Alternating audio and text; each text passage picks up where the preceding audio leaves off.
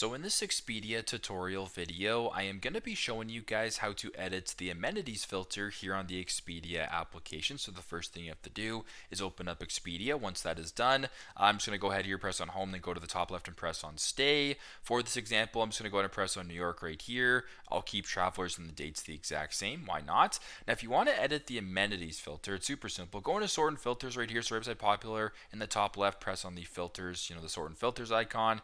Keep scrolling down until you come across right here amenities, right? So if you're looking, for example, a place that has a pool, a place that has a hot tub, a place that is pet friendly, a place that has Wi-Fi, for instance, a place that has air conditioning, for example, you can go ahead and press on all these things right here, press on done right here. Now what your search will be refining to is something that actually checks off all of these amenities that you were looking for. So super simple, super straightforward, but this is how to edit the amenities filter here on Expedia.